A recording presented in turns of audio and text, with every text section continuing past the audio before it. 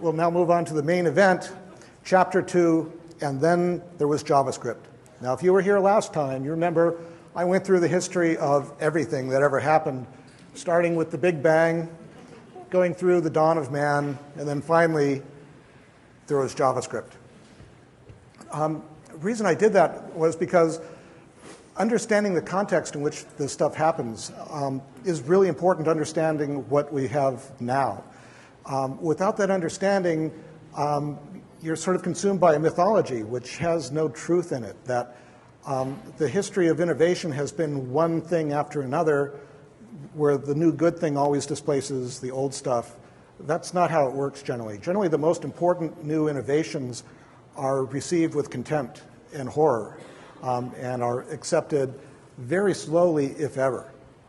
And that's an important bit of knowledge to have in the case of JavaScript.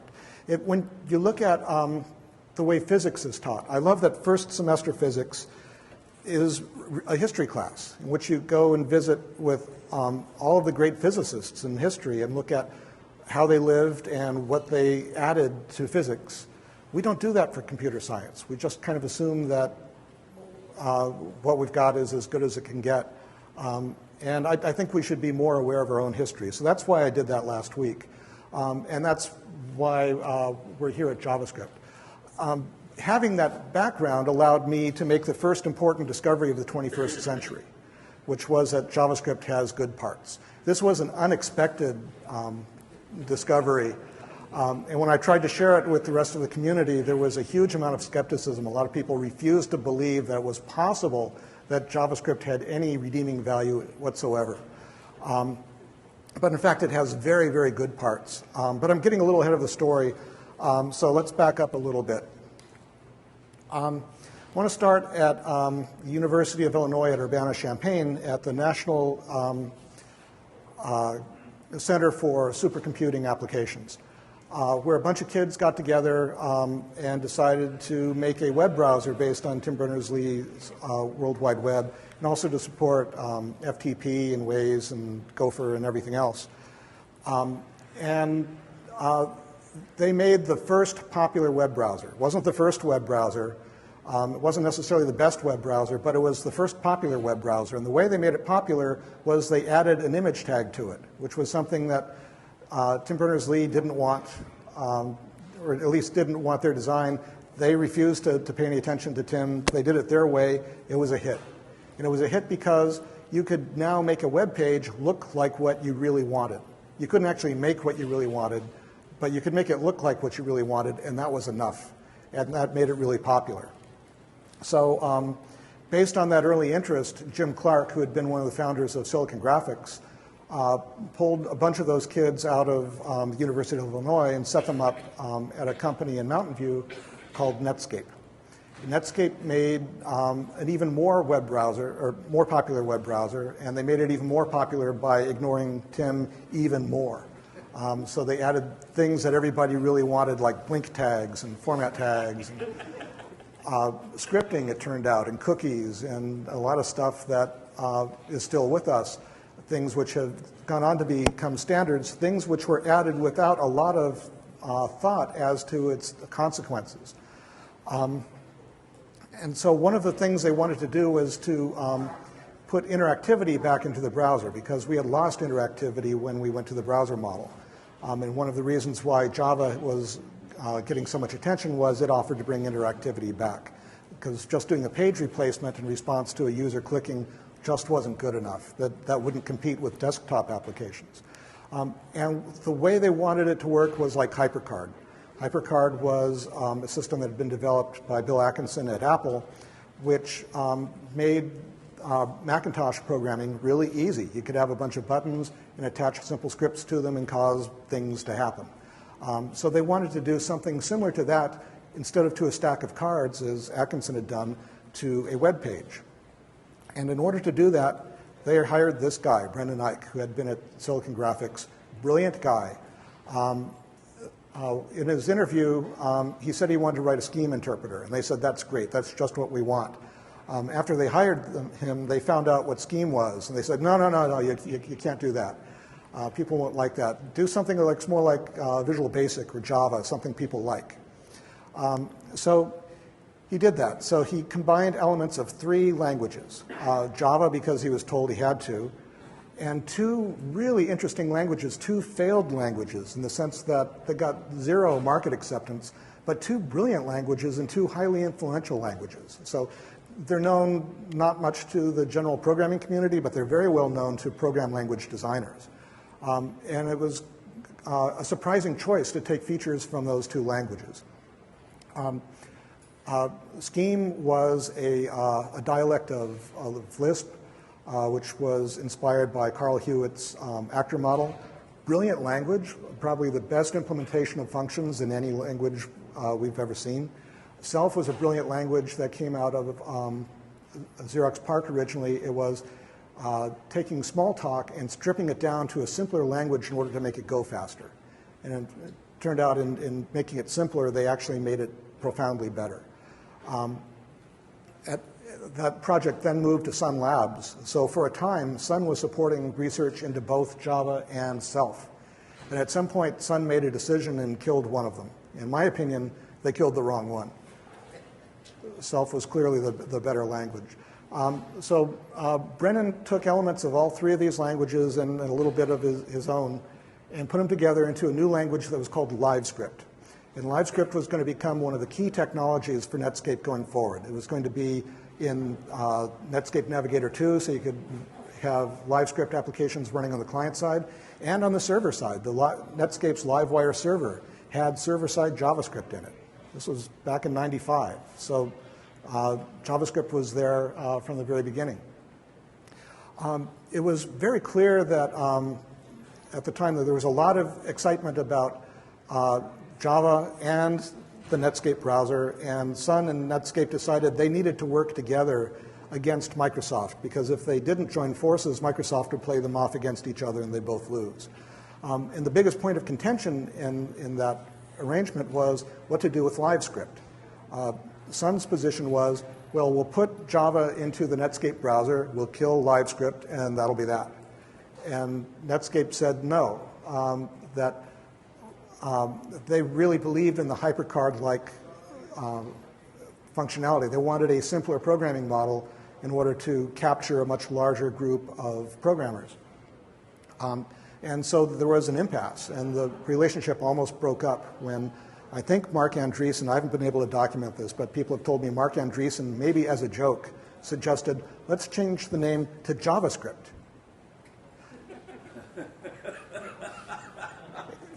And it worked, except that Sun claimed ownership of the trademark. Even though they had nothing to do with the language, they tried to kill the language. They said, we own the trademark, but we'll give you a license to use the trademark.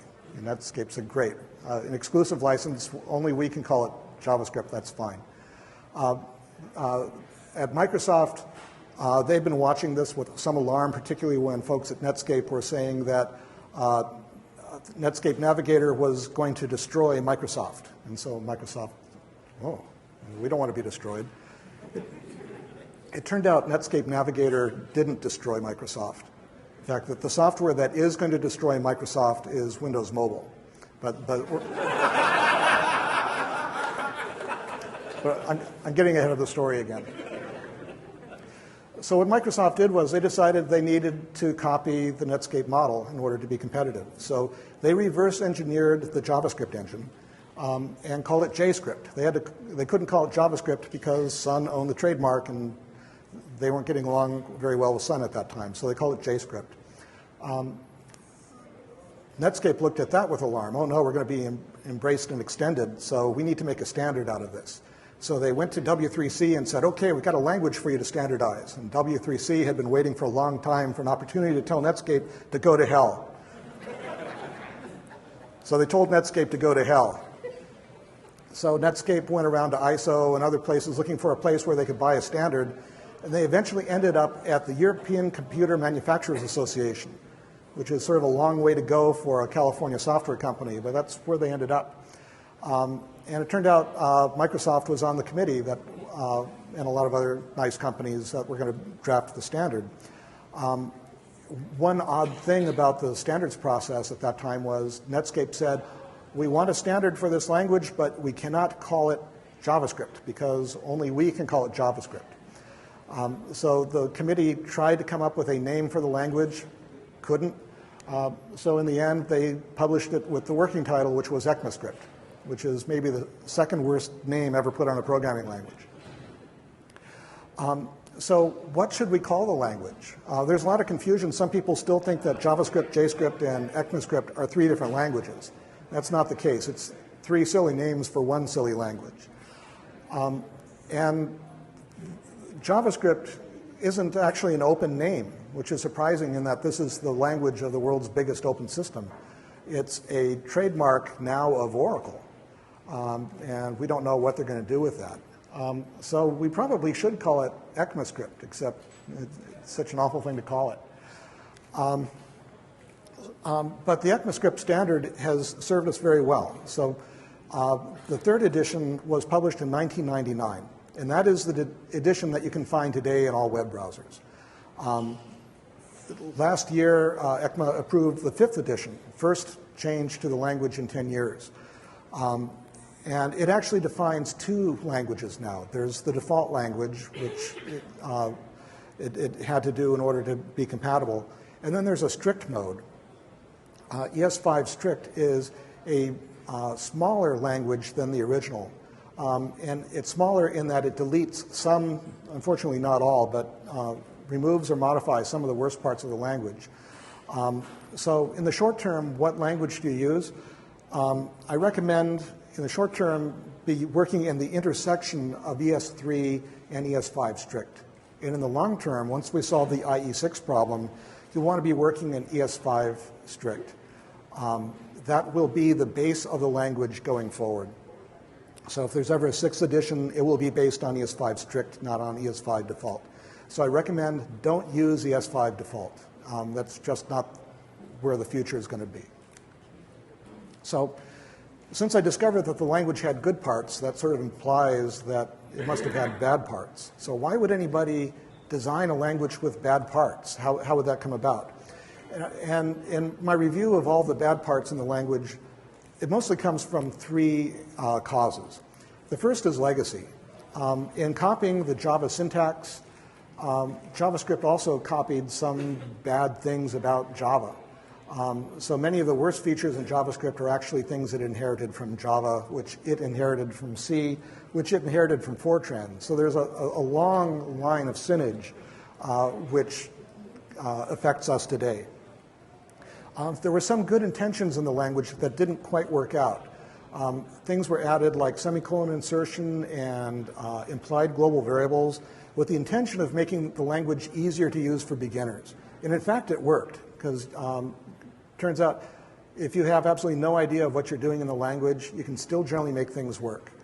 Unfortunately, those things work against professional programmers trying to do large, sophisticated programs. So there's some trade-offs there that didn't work out well for us. But the biggest influence by far was haste. The language was designed, implemented, and shipped in way too little time. Most languages take years to develop. For example, Smalltalk was 8 years from Alan Kay's first prototype to Smalltalk 80 when it was first made available to the public. That's a good time frame for a programming language, because you want to go through it and test it and make sure that it works and refine it in order to make sure that it's meeting its goals. JavaScript was prepared in about as many days. And it's amazing that he could get it done and designed and working in such an incredible short time, in about 2 weeks. And I challenge any language designer, it's sort of like a quick fire challenge. That turns out not to be a good way to make software, but that's how it was done, and we're now living with the consequences of that. So had Netscape been a better managed company, they might have taken a lot more time, maybe a couple extra weeks to kind of clean it up. And we wouldn't be dealing with the bad parts that we have now, but we have. The good news is that for the most part, the bad parts can be avoided. And if you avoid the bad parts, and if you work just with what's left over, the good parts, there's actually a brilliant language there. The features that were selected and the way that they were put together is astonishingly good. It's a language of amazing expressive power. JavaScript is a language that most people don't bother to learn before they use. You can't do that with any other language. And you shouldn't want to, and you shouldn't do that with this language either. Programming is serious business, and you should have good knowledge about what you're doing. But most people feel that they ought to be able to program in this language without any knowledge at all. And it still works. And that's because the language has enormous expressive power. And that's not by accident. There's actually some brilliant design in there. The problem with the bad parts isn't that they're useless. It's that they're dangerous. And so I see a lot of wannabe ninjas out there who are going through the bad parts and going, oh, I found a new use for width, or another thing you can do with eval, or some other edge case. And it's like, stop doing that. Stop doing that.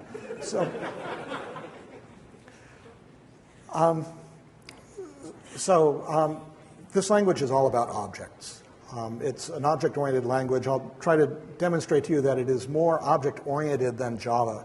For a long time, a lot of the opinion about this language was that it's not object-oriented, it's object-based, it's deficient. It turns out it's actually a superior language. So in this language, an object is a dynamic collection of properties. This is quite different than in most of the other object-oriented languages, in which an object is an instance of a class, where a class has some state and behavior. Objects in this system are much more dynamic. So it's a collection of properties. Each property has a key string which is unique within that object. So if you add two properties with the same name, the second one will replace the first one. The fundamental operations for objects are get, set, and delete. This might be a fairly familiar pattern.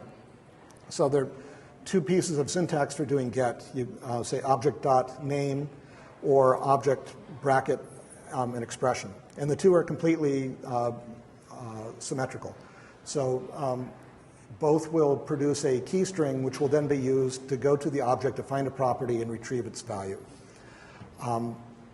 There's also set, which is the same thing, except it's in the L value part of a statement, which is generally the left side of an expression statement. So you can assign a new property to an object or update a property of an object by simple assignment. And that's brilliant. That's really, really nice. Then there's a delete operator, which will remove a property from an object. This is used less frequently. Generally, not putting things in objects unless you need them to be there. But if you do need to take them out, you can. So there are two kinds of properties in the language: data properties and accessor properties. So before I explain the difference, let's look more deeply at what a property actually is. A property is a named collection of attributes. So every property has a value, which is the value that you assign from it, that you get back from it. And it has three Boolean flags: writable, enumerable, and configurable, which control whether or not whether the thing is read-only, or if it's enumerated by for-in, or if you can delete it or change it. We just added in ES5 two more attributes, get and set, which allow you to add functions which will be called on any attempt to get from the object or set to the object. Now, the first four of these things have always been in the language, but they were never exposed to the programmer. So they were always there kind of saying, hey, hey, but you couldn't use them, which was frustrating, because sometimes you like to make an object in which you can have a field in it which cannot be removed. We'd like to add a method to a prototype and be confident that it's not going to show up in the for-in enumeration. So we fixed that in ES5. So now finally you can set these bits. The way we do that is we've got some new functions. Object-defined property, object-defined properties. The difference is that one takes a single object and a key, the other takes an object of objects. And they'll both define properties for you. Then you can get the property descriptors back with object get own property descriptor and get own properties, which will return all of the properties of an object. And then another new thing, which is really nice, object.keys, which will return to you an array of all of the enumerable own keys of an object. And you can then take that array and hand it to for each or the map function. So you can apply a set of functions to each property of an object. Really, really nice programming pattern. So let me show you an example of how this works. You're all familiar with object literals. Object literals are one of the good parts of this language, where with just a little bit of syntax, you can very easily create a new object dynamically and specify it to be whatever you want. Other languages have initializers. This is a whole lot better than initializers. We never had a way in the language before of describing what object literals actually do, but now we can. In ES5, the second statement does the same thing as the first, but it's using the new functions that are available to us. So we can see that what an object literal does is create a new object which inherits from object.prototype, and then we add a property to it which will have the value that we indicate and also set writable, configurable, and enumerable to true. So that's a really nice thing. And if it turns out if you want to be defining this and set it up so that enumerable is false, now you know how to do it. You just use the long form. And maybe in a future edition we'll have some syntax which makes it even easier. But for this revision, we didn't want to add any new syntax because we haven't solved the IE6 problem yet. And adding new syntax doesn't make your lives any better at all. We'll talk more about that when we get to episode 4. So here's an example of using an accessor property. The difference between an accessor property and a data property is an accessor property uses get and or set. So here I'm defining a property for my object called inch. And when I try to get inch, my object.inch, I will receive the result of dividing this dot millimeter by 25.4. And if I try to set it, I won't actually set this property. Instead, I will set millimeter to whatever value I pass times 25.4. So the result of this is I can have an object with two properties in it that are linked in an interesting constraint way, so that I can set either the millimeters or the inch, and it will appear to fix the other one. So I can keep those two things in sync. There are a lot of really interesting patterns that can be done with these. There are even more evil patterns that can be done with this.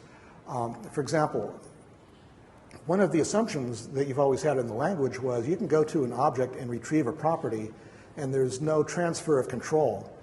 You're just getting some data.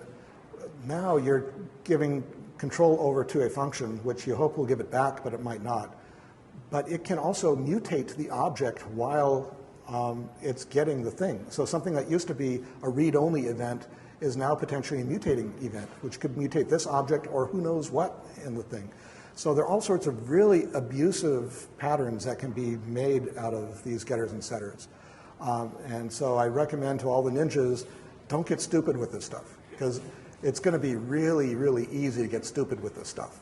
And I'm telling you, you can get stupid with this stuff and you don't need to do it. So be smart with this. Use it sparingly.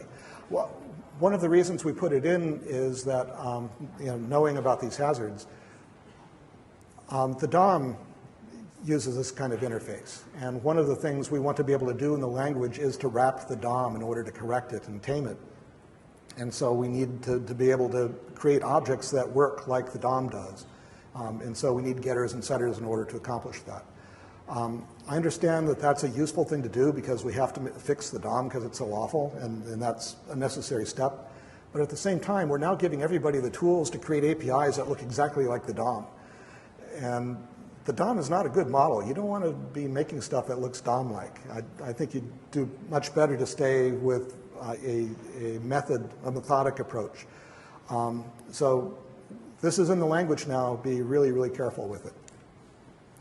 The most controversial feature of the language is the way it does inheritance, which is radically different than virtually all other modern languages. Most languages use classes. I call them classical languages. JavaScript does not. JavaScript is class-free. It uses prototypes.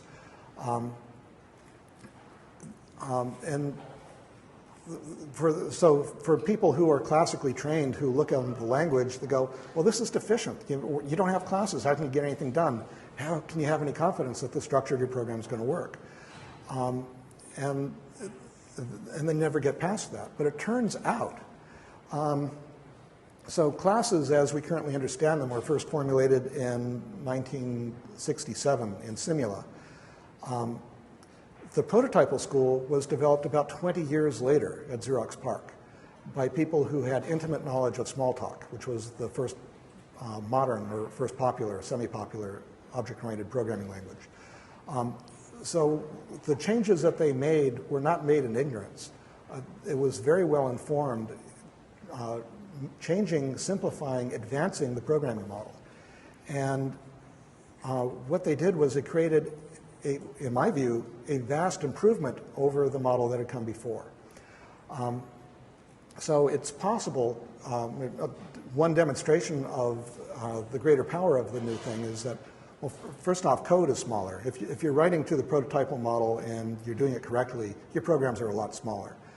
For one thing, you take out a lot of the silly redundancy, like I'm creating a variable of this type named that type, initialized with new that type. You're saying everything 3 times. You tend not to do that in a prototypal language. But more than that, you can simulate the classical language in the prototypal language. You can't do the other. Java is not powerful enough that you can write in a JavaScript style in Java. It's just not good enough. JavaScript is. You can do it the other way around because it's the more powerful of the models. It's unfortunate that they're called prototypes because we understand prototypes to mean so many other things. For example, in programming languages, they can mean the signature of a function. They can also mean a sample program that you intend to throw away. And when we talk about prototypes here, we don't mean either of those things. We're talking about another concept. So there's some overloading and confusion of terms. Even so, working with prototypes is really easy. You make an object that you like, and you make it just by creating an object literal or using assignment the way we showed before. It's really easy to make an object in this language and have it contain anything you want. And then you can make new instances with no effort by calling object.create, which inherit from that object. And then you can customize those objects and make them be exactly what you want. It's really easy. You don't have to do you don't have to build a taxonomy. You don't have to classify your system. Classification turns out to be really, really hard. We don't know how to train people to do it. It's sort of an intuitive thing. Generally, you're classifying a system you don't fully understand. And the likelihood that you're going to get it right is virtually 0, which means in the end you're going to have a lot of cruft or you're going to have to do a lot of refactoring. In the prototypal school, it just doesn't happen because you don't have to do that classification. So it's a significantly easier programming model. And you can scale up and make applications of amazing complexity and sophistication. You don't need classes, it turns out. So this model of programming is sometimes called delegation, where you'll make an object and it can delegate to another object. So anything it doesn't know how to do, that guy will do it for me. That turns out to be really easy. This is sometimes also called differential inheritance, in which you make an object and you add stuff to it only to make it different from the object it inherits from. It only contains the differences. And that's also a really nice way to think about object composition.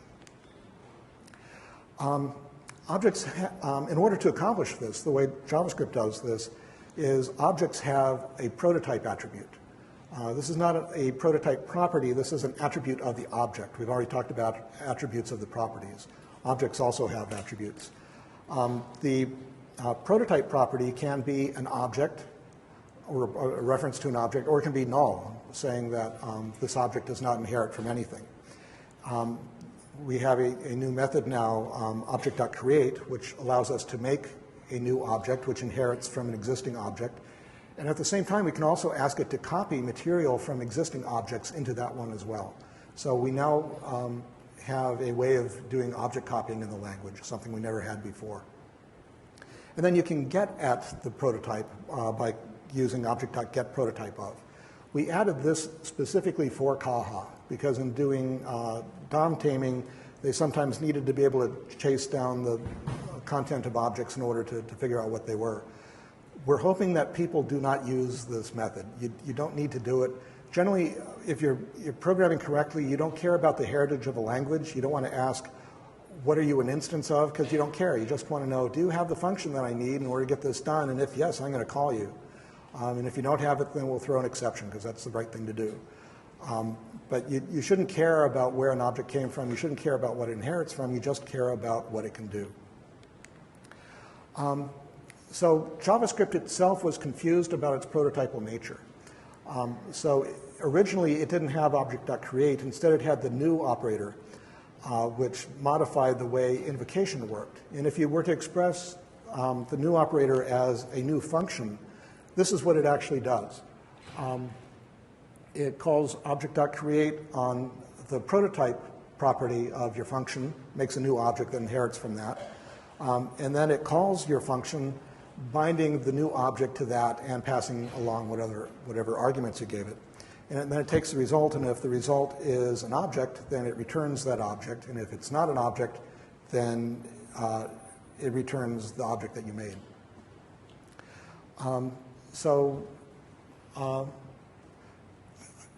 It was trying to look classical, so that the Java kids would look at it and go, yeah, okay, this isn't too different. But it doesn't look classical at all, particularly when you look at how you put methods into a class or a pseudo class, where you go to func.prototype and then start sticking stuff on it. It's really ugly. And then if you want to inherit from something, it's even worse. I don't use new anymore. I don't need it. I'm thinking prototypally now. And when I'm thinking prototypally, I can do everything I want to do with object.create.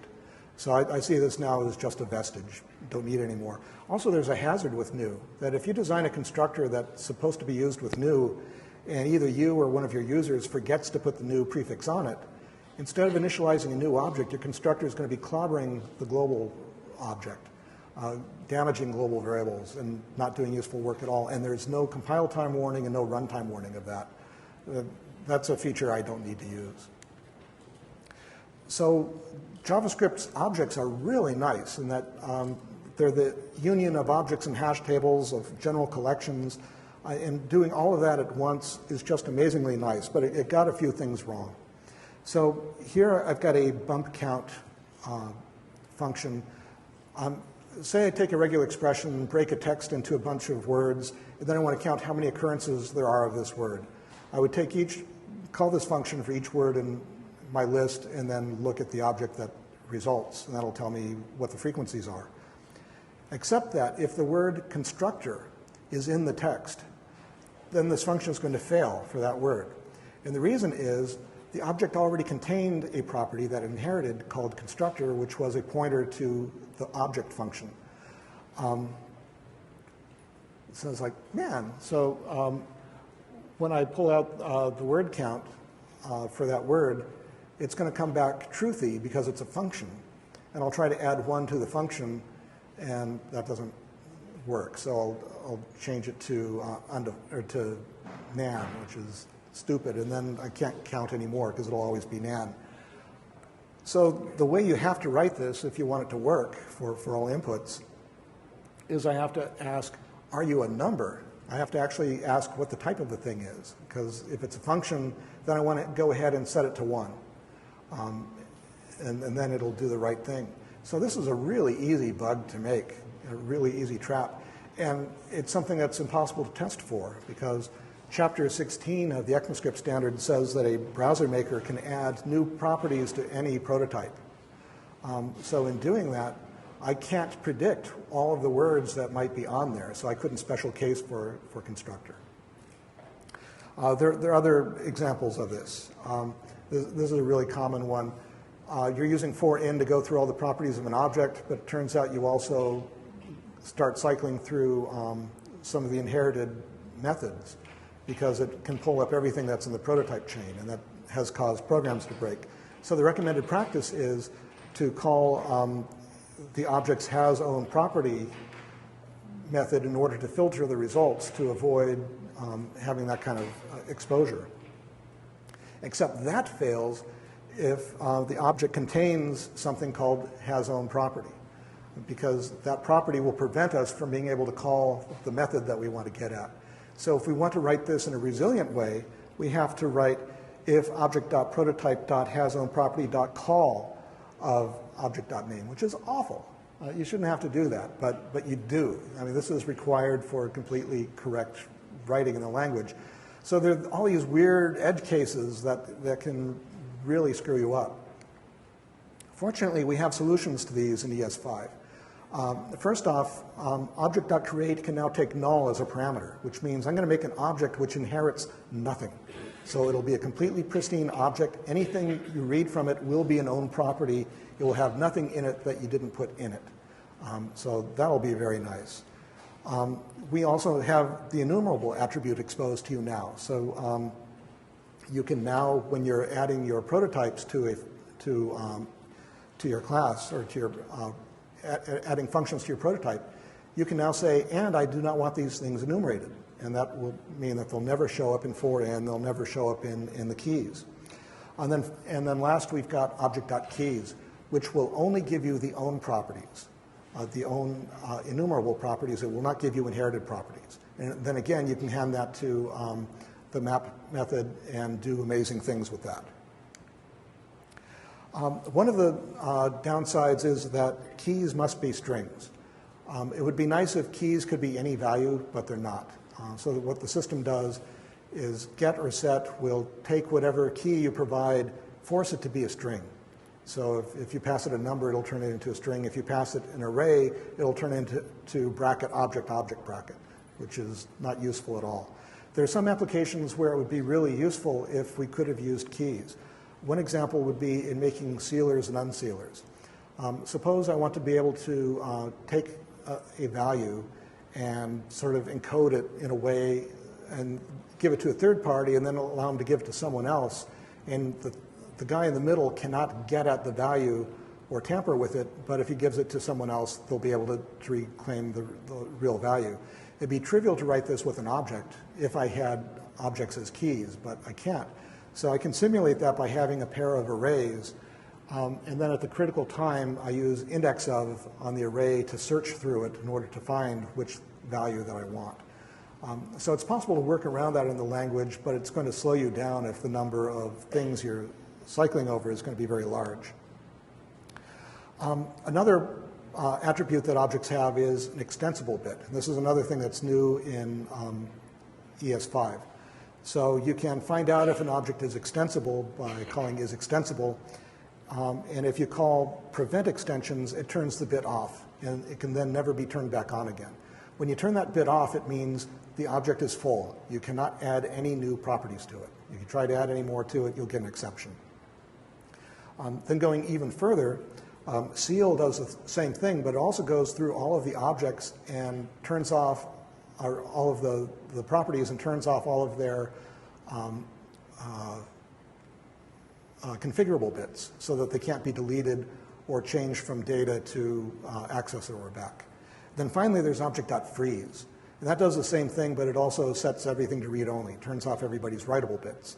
So we now have immutable objects. It turns out we've always had immutable objects in the language, we just didn't know it. Numbers and strings and booleans are immutable objects. The system could make them, but you couldn't. But now you can. You can make your own immutable objects now. So we have lots of types in the language, and they're all based on objects. Everything in the system inherits from objects, including numbers, booleans, and everything. So let's look at some of these. Starting with number. Number is one of the fundamental things in programming languages. This is the first, that's why we call them computers, that they used to compute. So numbers are important. In most programming languages, you get a lot of numbers. There are lots of number types. There are integers of various sizes. You've got bytes or chars, short ints, long ints, double long ints, and you got floating point of several sizes and maybe others. JavaScript only has one, and it turns out to be right. The reason C and all of the languages that grew up from it have so many types was in the old days, you'll remember, CPUs were slow, and so working on a small number was faster than working on a larger number. And memory was small and expensive, so making numbers small meant you could fit more numbers in memory. But today, memory is really big, and you know, size taken up by your variables is in the noise compared to all the other stuff that you're loading into your browser. So make them all big, make them all the biggest size. So in JavaScript, that's 64 bits. Avoiding all of the intermediate and smaller sizes means that we can avoid a large class of programming errors that comes from picking the wrong size. Because if you put something in a byte and it's bigger than a byte, it's going to wrap around or overflow and you're going to get the wrong value. That kind of error never happens in JavaScript. It was done specifically to make the language easier for beginners so that they wouldn't have to know about all these different number types and know which one to use. There's just one type, and that's brilliant. It means there's no mixed mode, there's no number conversions, it's simple. And that's good for us. It's based on a standard IEEE 754, what Java calls double. What a stupid thing to call a number type, but they call it double, going back to Fortran double precision. And it seems like once something stupid gets in, it takes a long, long time to get it out. We've got number literals. These are all the same number. These are all equivalent to 1024 using scientific notation and decimal points. So one of the problems with numbers in all programming languages, in all computer applications, is that the associative law does not hold. And that's because computer numbers are necessarily finite, and real numbers are not. They can be irrational, they can be transcendental, they cannot be accurately represented in computer memory. So we can approximate them pretty well, and for the most part it works. But it means that for some values, a plus b plus c will not be equal to a plus b plus c, and you have to be aware of that. Fortunately, integers work. So if you're working in integers that are smaller than 9 quadrillion, it's going to work. So you don't need to worry about those. Once you get to 9 quadrillion, then things get a little weird. For example, if you take that number and add 1 to it, you get the same number. And that looks crazy, crazy. How could anybody do that intentionally? That x plus 1 equals x. But in fact, it does. There's a huge class of values for which that is true. You just need to be aware of that. So the order of operations in your numbers turns out to be critical. It's a particular problem with decimal fractions.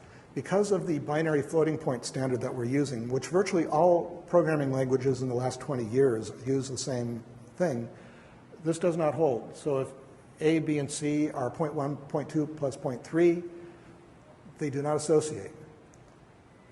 We get a different answer if we add them in one direction than the other.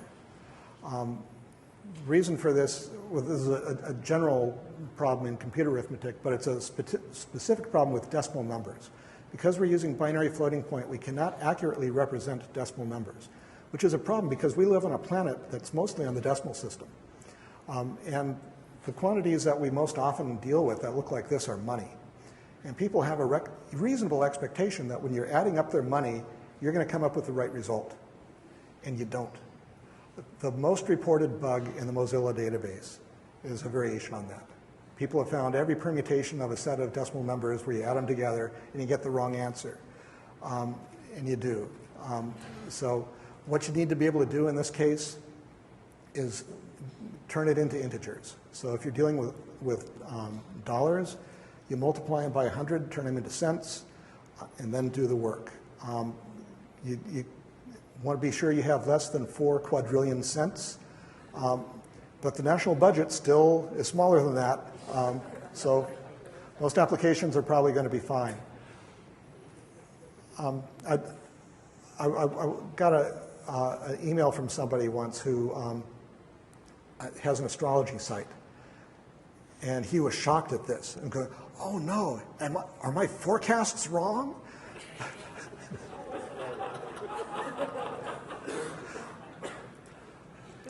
I think it's probably, I don't want to alarm anybody, it's probably good enough for astrology.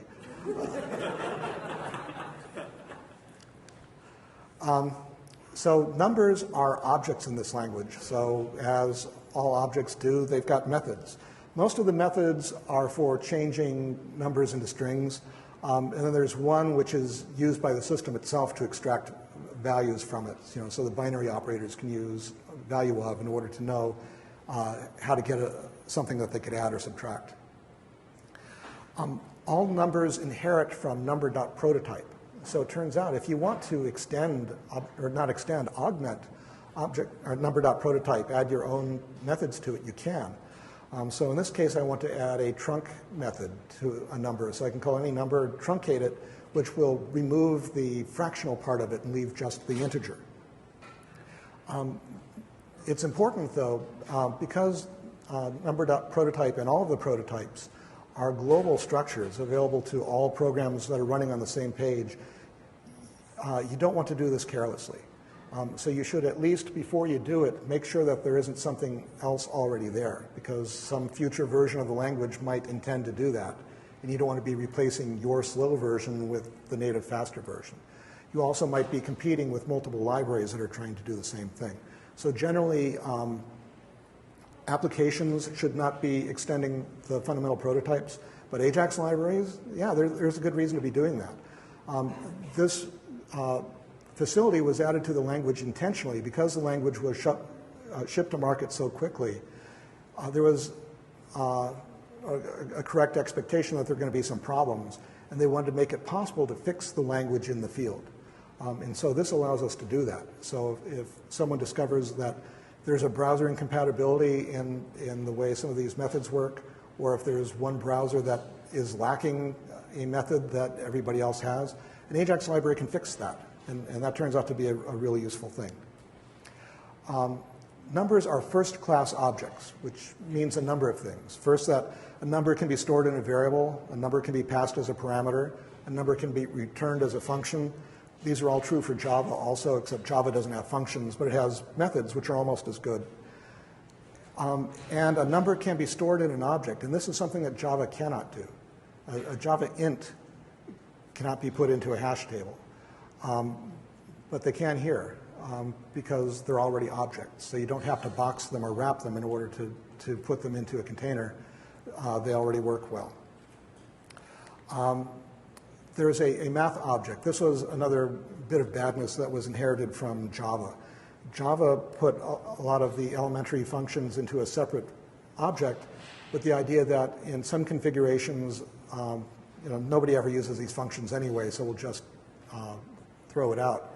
Except it turns out there's some essential stuff in here, like floor, which is the thing you have to use to turn a real number into an integer. That turns out to be essential. You can't jettison that. So there will always be a math function. So these things should have been methods of number, but they're not. So they're in this other space. Math also contains some constants, and you can use those. So for example, here you could write a log2 function by using log2e and the log function, put them together, and you get log2. One last bit of nastiness. This is something that we get from the IEEE standard, and this is in all other languages. There's a special number called nan, which stands for not a number. So even though it says it's not a number, it is a number, but it's the number which isn't any real value. It can be the result of undefined or erroneous operations. For example, if you divide 0 by 0, the result is nan, and it is toxic. So if you have an arithmetic operation and nan is an input to that, nan will be an output as well. So you don't get exceptions thrown when you're doing bad math. You just get bad values, which can be troubling sometimes because you could go through a whole bunch of computation at the end. The answer is nan, and you don't know why. There's no indication as to when the value got bad, and so you really have to trace through the whole thing to figure it out. The thing that I hate about nan, I mean, that other stuff is all good. This is really bad. Nan is not equal to nan. Worse than that, nan not equal to nan is true. This is appalling. This makes me angry. What were they thinking? And how did this become a standard and it's polluting our language? This is one of the bad parts. I don't think Brendan is at fault on this one. Just the standard is bad. But once standards go bad, it's bad for everybody. Okay, Boolean. Boolean is a type named after British mathematician George Boole. You'll be glad to know there are exactly 2 Boolean values in the language, true and false. So we got that right. Now, string. Ever wonder why we call them strings? I mean, they don't look like strings. Does that make any sense? You want to know why we call them strings? Nobody knows. As far as I can tell, the first use of string to mean a data type in a programming language, which is a sequence of characters, was the Algol 60 report, which was probably the best design by committee in the history of programming languages, maybe the only successful design by committee in the history of programming languages. Hugely influential on everything that came after, including the use of string. But they didn't explain in the report why they called it string, and there doesn't appear to be a good reason for it. It probably should have been called text, or possibly Hollerith, you know, after Hermann Hollerith, sort of the same way that we named Booleans after Boole. Makes more sense than string, but that's what we call them. We got strings. So strings are great. In this language, a string is a sequence of 0 or more 16-bit Unicode characters in the sense of UCS2, which isn't quite the same thing as UTF-16. And the difference is in the surrogate pairs. So when Unicode was originally designed, the intention was 16-bit characters, that's about 65,000 characters. With the unification of Chinese, Japanese, and Korean, that ought to be enough to represent all of the characters used in all the languages in the world. But it turned out they didn't quite fit. And there are a lot of other languages which are dead or made up or special characters, you know, Klingonese and other things that people want to be able to do online that are not going to fit in the base character set. So they reserved 2,000 characters within the 64,000 and called them surrogate pairs. So there's 1,000 of one kind and 1,000 of another. And if you take those and put them together, that is a code space of about 1 million. And so there are 1 million extended characters potentially in Unicode. But JavaScript was designed before Unicode had that explosive growth. And so JavaScript still thinks it's a 16-bit character set. JavaScript tolerates the surrogate characters, but has no knowledge of them. So if you ask, if you have a string containing 1 surrogate character, JavaScript thinks it's a string with 2 characters in it. So the counts will be wrong. You got to be really careful when you do your substring operations because you don't want to split those things. Otherwise, everything works. Unlike many other programming languages, there's no separate character type. So there's no type char, there's no type character. So if you want to talk about an individual character, it's just a short string. Strings are immutable in the sense that we talked about before, where they're frozen. Similar strings are equal. This is something that Java got wrong. JavaScript got it right, because JavaScript's the better language.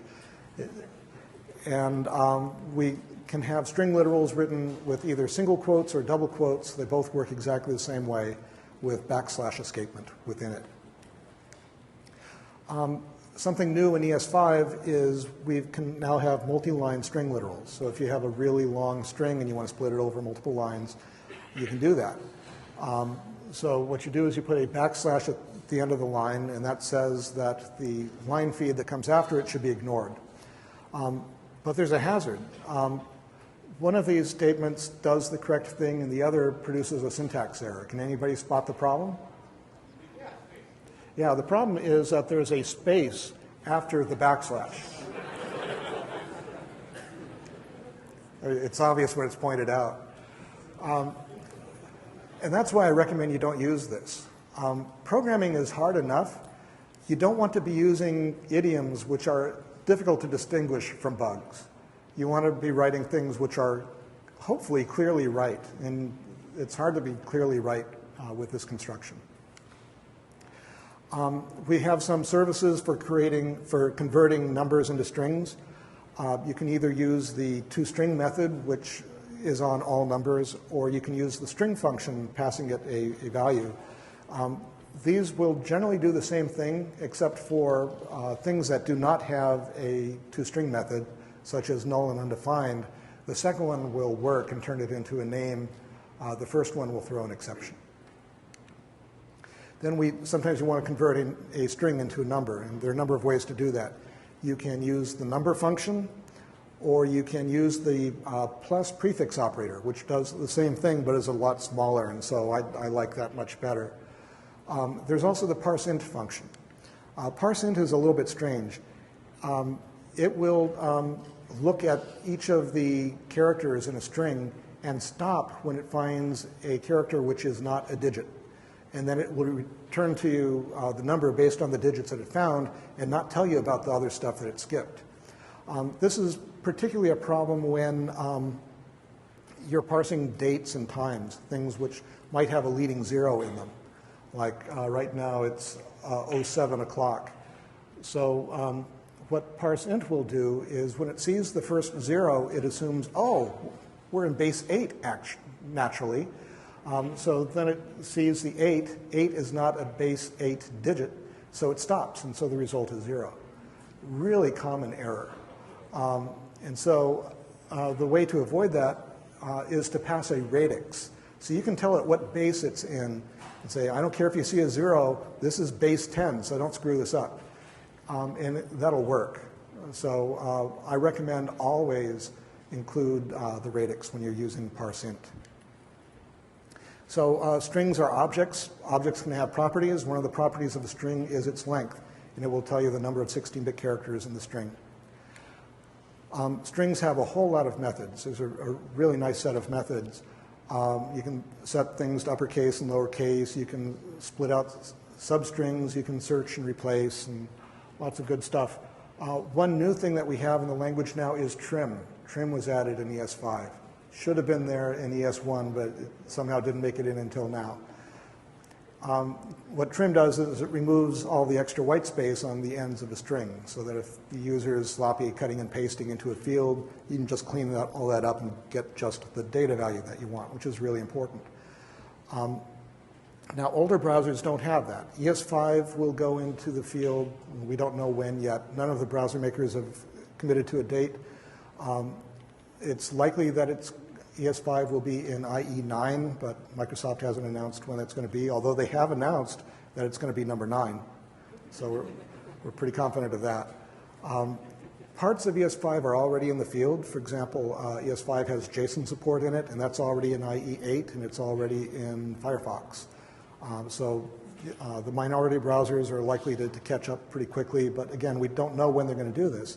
So if you want to be using trim, which is a really useful thing to be using, and you're on a browser that doesn't have it yet, then you can fix it, like I talked about before. So one of the advantages of being able to modify the prototype of, in this case, string.prototype, is so that we can correct it, so that an AJAX library could normalize the browser so that the programmer doesn't have to care which version of the browser he's on.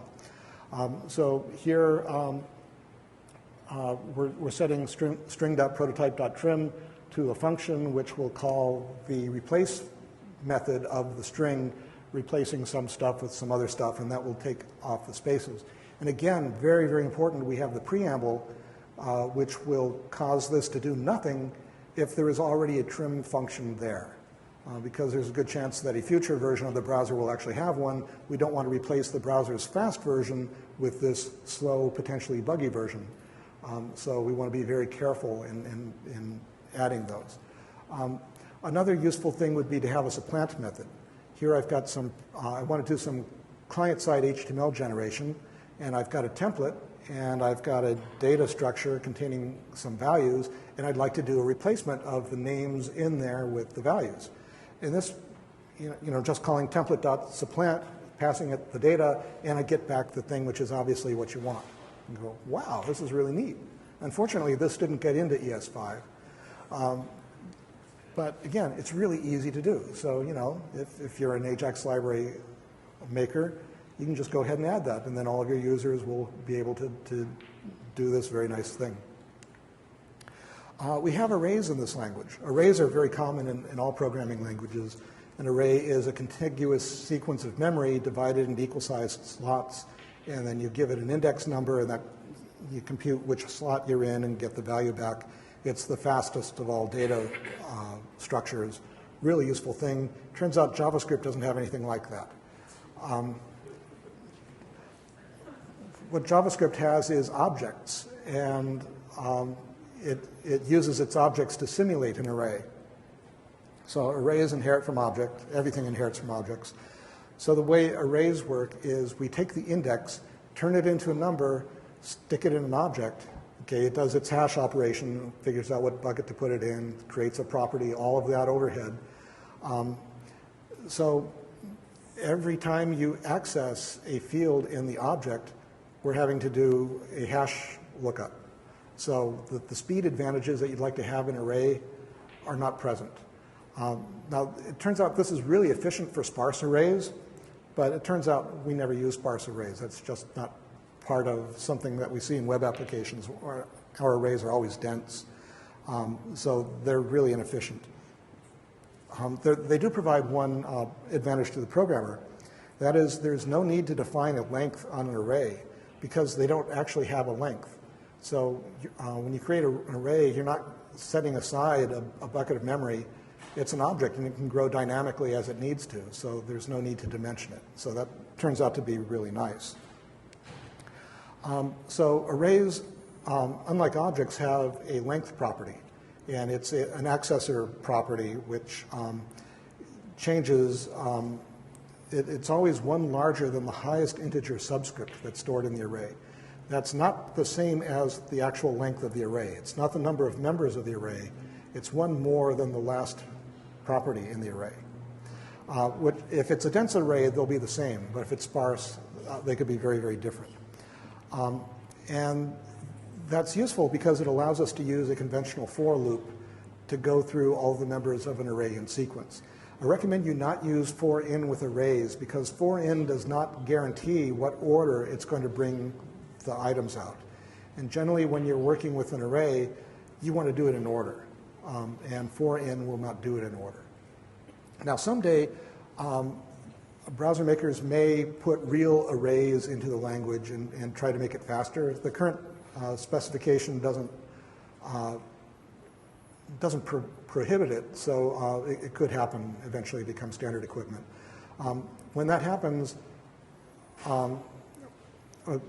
one of the reasons why for in doesn't guarantee any particular ordering is because we couldn't figure out how to specify what the ordering should be and still allow for these new kinds of arrays to be added to the language.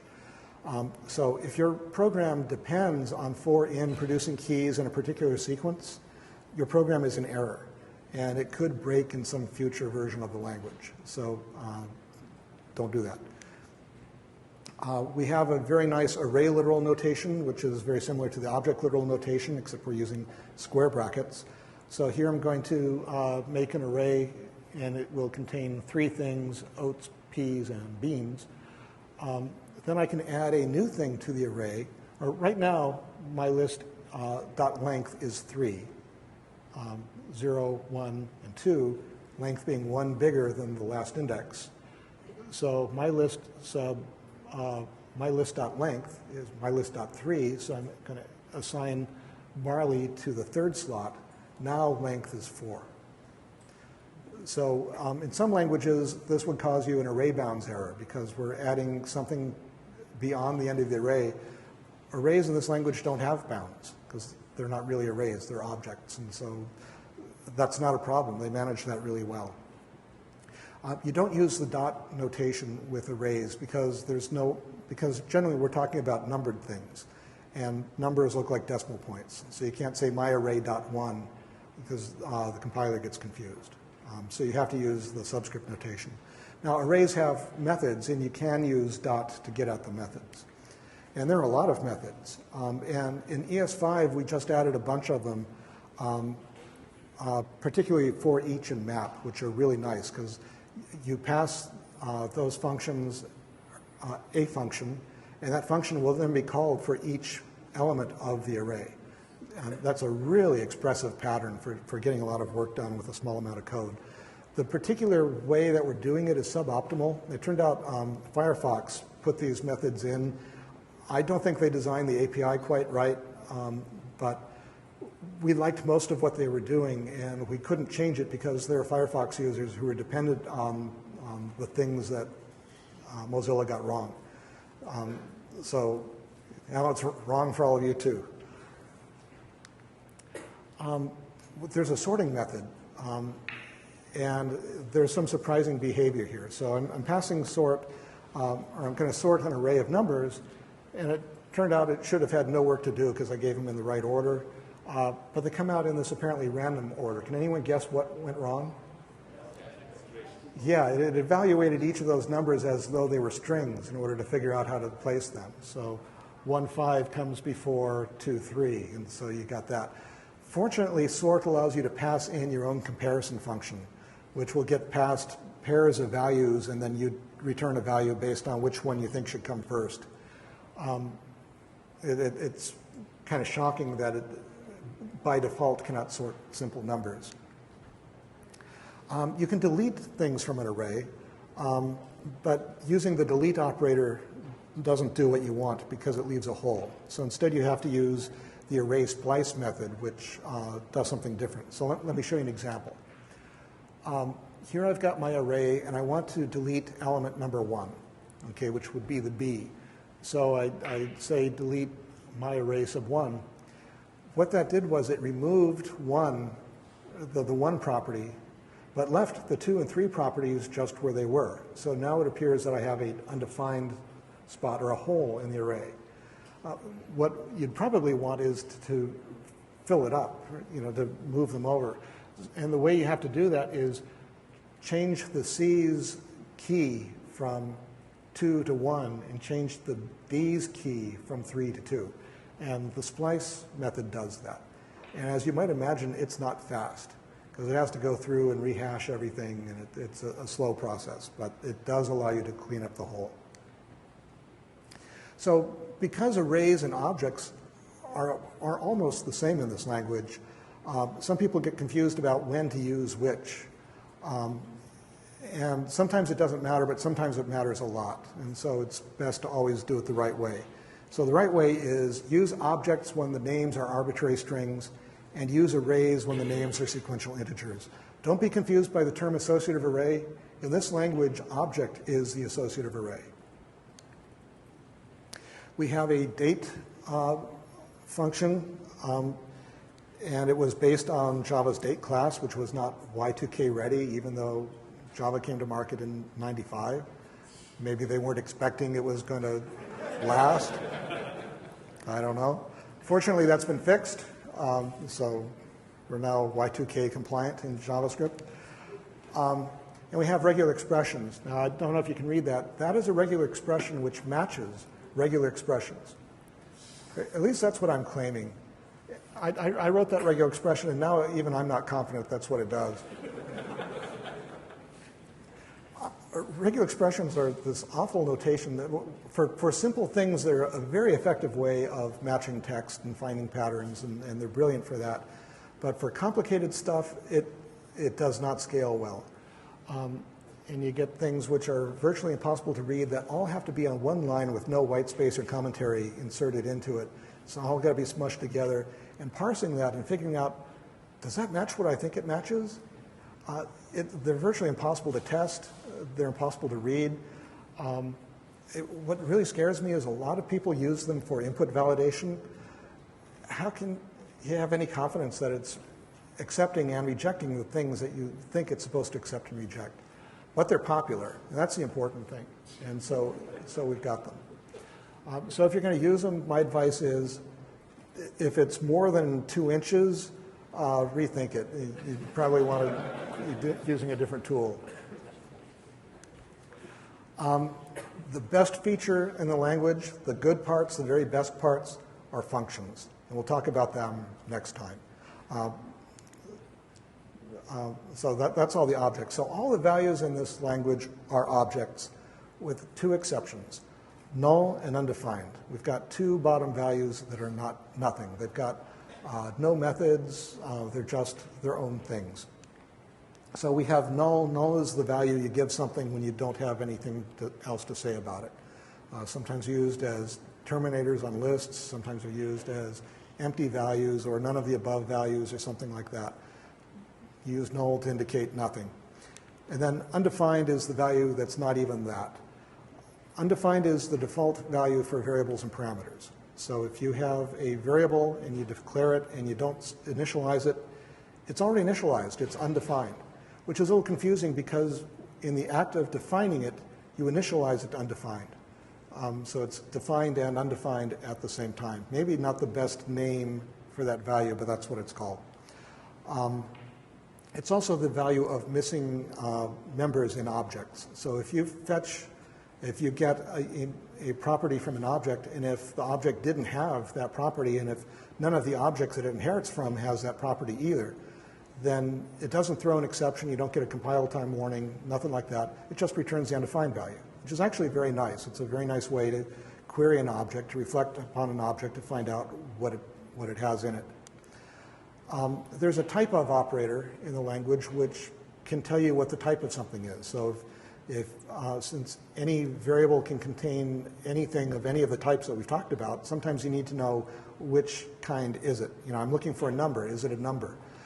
So you can use the type of operator. So if you have a number, it'll return the string number. And you go, great, I know what you are now.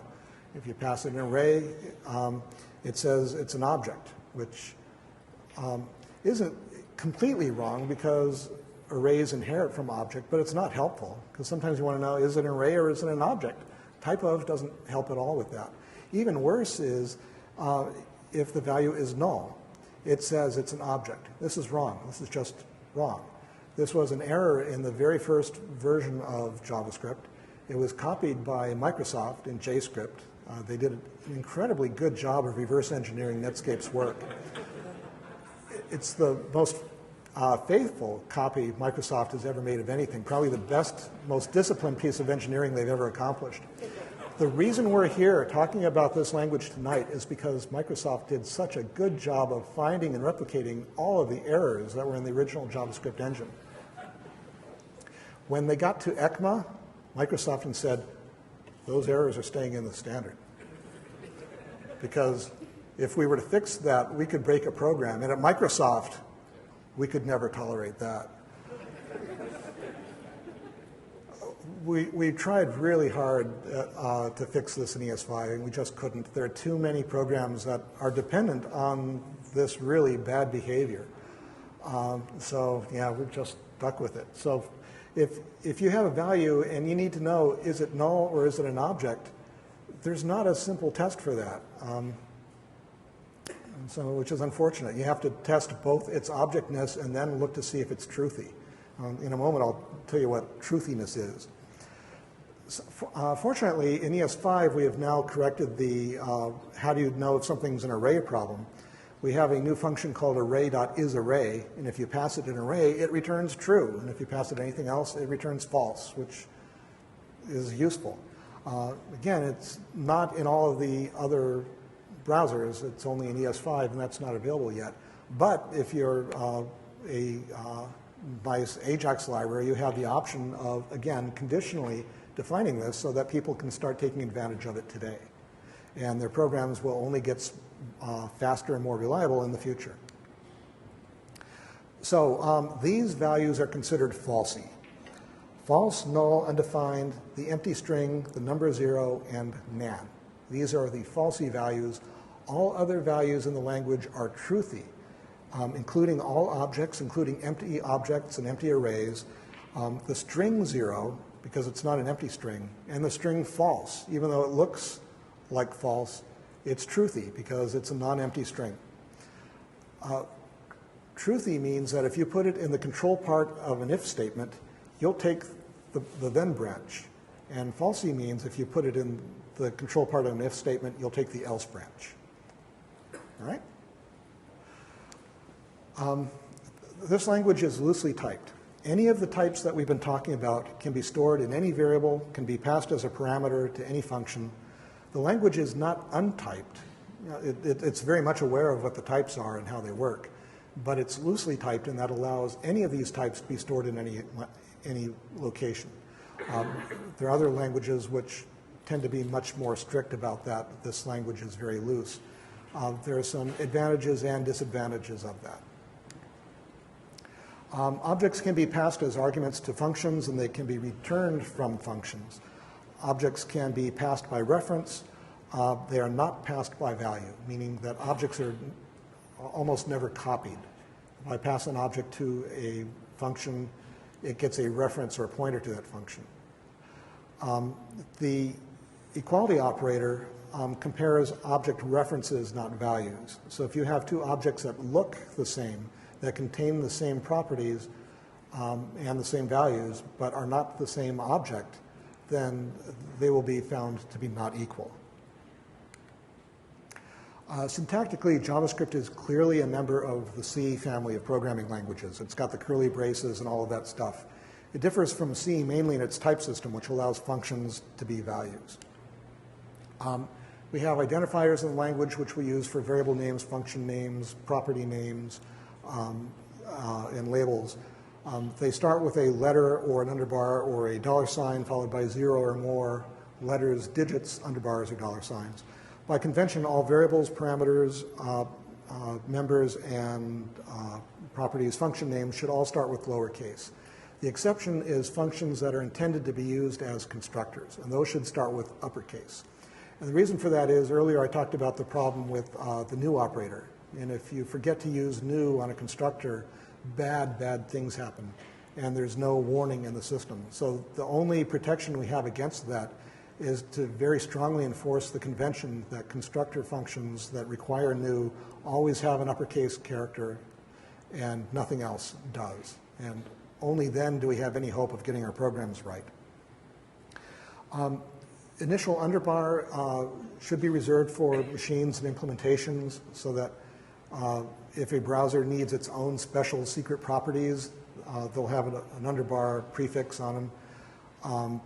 A lot of people use them anyway because they think they look cool or something. I don't recommend that. $sign was added to the language specifically for use by code generators and macro processors. So if you have machines writing code and the machines need to be able to be confident that the variables that they create will not conflict with variables that the humans are going to create, to distinguish them will allow the machines to use $sign.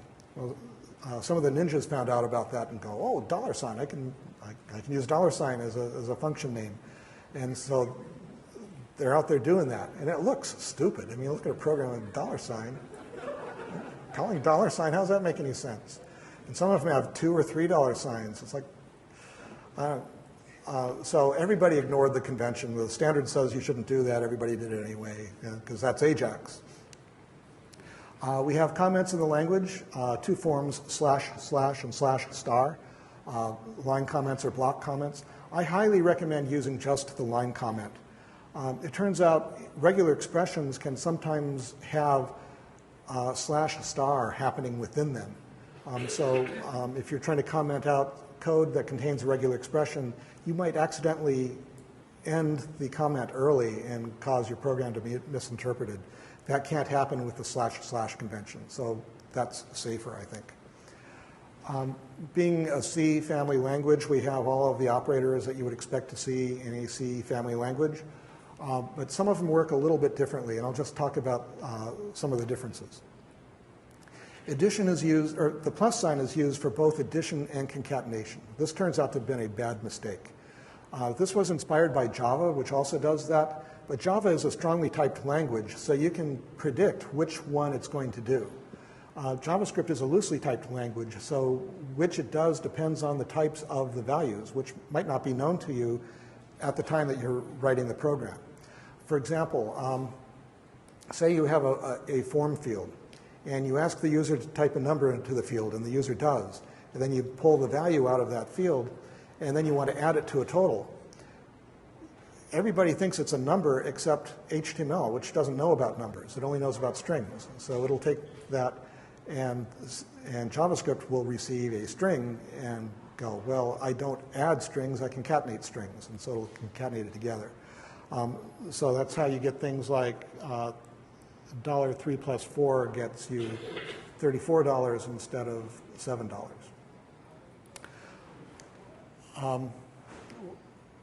So the defense against that is if there's any chance that one of the operands is not a number, you got to make sure that it is a number. So you could use the plus prefix operator to do that. Or you could use the number function, or you could use parseInt, but I like the plus operator because it's small. The problem with it is you're putting plus next to a plus, which could look like the plus plus operator. So now you're looking at a whole other problem. So to avoid that, I recommend, if there's any potential for that confusion, wrap it in parentheses to make sure that doesn't occur. You can divide two integers and produce a result which is not an integer, because the language doesn't have integers. And not only will it not be an integer, it will also not be exact for reasons we talked about earlier. We have a percent operator, which is not the scale by 100 operator, and it's also not the modulo operator, it's the remainder operator. The difference between modulo and remainder is what you do if you have a negative number. With modulo, you would expect the answer of this expression to be 7, but it's remainder, and so it's -1 again, which might be surprising from people coming from C. We have equality operators. Unfortunately, they do type coercion. And they do type coercion before they compare things for equality. And that coercion can cause false positives, which is a bad thing. So I recommend always use the triple equal operator instead, which is unfortunate because it's uglier, but you have to. So the reason for that is, I'm trying to find the pattern in here. There's no transitivity at all. You know, transitivity says if A and B are equal and B and C are equal, then A and C should be equal, but they're not. You know, so again, we've got these mathematical absurdities going on where transitivity doesn't hold. And it should. So my expectation is that all of these should produce false, because in every case, what's on the left side is different than what's on the right side. And with the triple equal operator, it does the right thing. You actually get false in all the cases. So I recommend always, always use the triple equal operator. There might be times when you think you want the type coercion, but you should only do that if you actually understand what the type coercion will do. And I challenge anybody looking at this to guess what the conventions are. So looking at this, you know, equal, double equal, triple equal, how did this happen? Fortran actually kind of got it right. It used equal for assignment and the EQ operator for equality. So it was always obvious which one you're going to be doing. Algol 60 took a different approach. They used equal sign for equality, and they used colon equal for assignment. And again, there's no confusion of that. Some languages tried to use an arrow in that position instead of colon equal, which actually looks very nice. But most language designers are reluctant to use any non-ASCII characters in their programming languages. And the reason for that is because programmers are not smart enough to figure out how to type in any characters that are not printed on the keyboard. BASIC used equality, or used equal sign for both assignment and equality, but did it in particular positions within statements, so it disambiguated that way. It didn't allow use of assignment as an expression. And then in JavaScript, we've got equal for assignment and triple equal for equality. We've got the logical AND operation. I sometimes call it the guard operator. If the first operand is truthy, the result is the second operand. Otherwise, the result is the first operand. And it can be used to avoid null references. So here, if A is truthy, I'll return its A member. But if it's falsy, which it would be if it's null or undefined, then I'll just return it itself. I can do exactly the same thing by saying return A ampersand ampersand A dot member. So much more compact, more streamlined. Even more useful is the logical OR operator, also called the default operator. It's sort of the opposite of the other one. If the first operand is truthy, return the first operand, otherwise return the second operand. So we can use this to fill in default values. So here I've got an input. The input might be empty, or the input might have a value in it. If it has a value in it, the value will go into last. If it doesn't have a value in it, then number items will go in instead. We have the exclamation point, which is the logical not operator. If the operand is truthy, then the result is false, otherwise the result is true. And if you put two of them together, it produces booleans. So you can take any truthy value, put bang bang in front of it, and it turns into true. We have bitwise operators in this language. Now, bitwise operators are usually used on integer values, particularly on machine values. We don't have those in this language. So the way they work is they'll take your 64-bit floating point number, turn it into a 32-bit integer, do the deed on them, and then turn it back into floating point and then on. So sometimes, particularly people coming from C will think, I could do a shift and that's going to be faster than a multiply, so I'll do that. That's not going to be a win in this language. So don't do a shift unless you really intend to shift. If what you're really trying to do is a multiply, then code clearly, write the multiply. The right thing will probably be faster. We have a familiar set of statements in this language, and most of them work similarly as in other languages. We have a labeled break statement, as we have in Java, which can allow us to break out of nested loops. That's a useful thing. We have a for-in statement, which allows us to loop through all the members of an array. We have the for-in statement, which you have to guard, but as I showed earlier, the guard it doesn't always work. We have a switch statement, which is a multi-way branch that was inspired by the Fortran computed goto. It has a fall-through hazard in it. We'll talk about that hazard on another evening. JavaScript actually improves on the traditional switch statement because the case values can be strings. They don't have to be numbers. So you can match against values that you're actually using. That's a huge advantage. Also, you can have expressions in the cases. They don't have to be constants. So that can be nice for foreign applications in which you want to be able to compute values based on the local language, for example, and plug those straight into the case statement. That's also very nice. So a switch statement can look like this. You have some number of case expressions, and if any of those match, then we'll go to that piece of code. The hazard in here is that you have to explicitly break or disrupt somehow after each case, otherwise you'll fall into the next case. That's a really common programming error. We can throw exceptions in this language.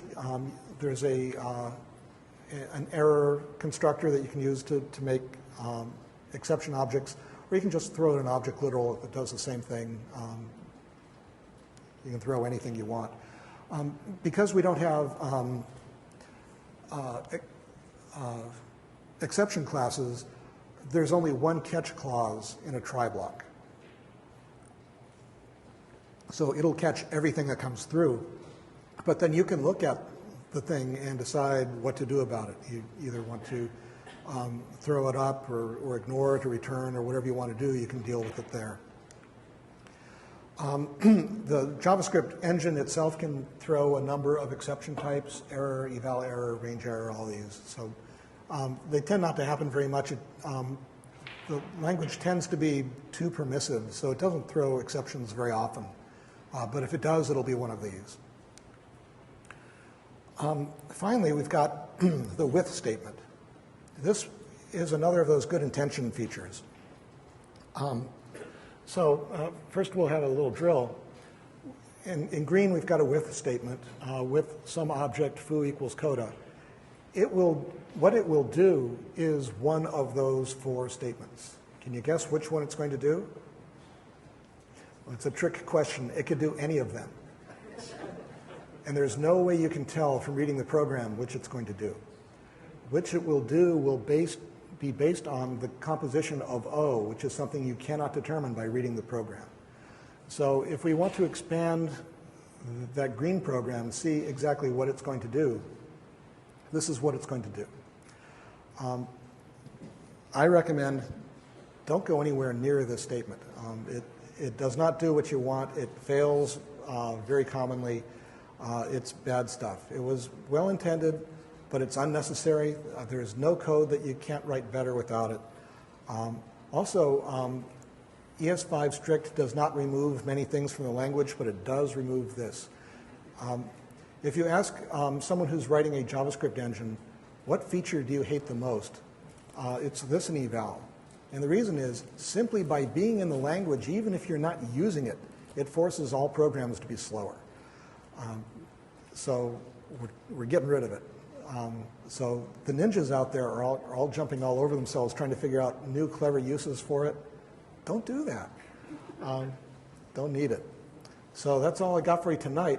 But we're going to be doing this again real soon. So come back for Act 3, Function the Ultimate. Thank you and good night.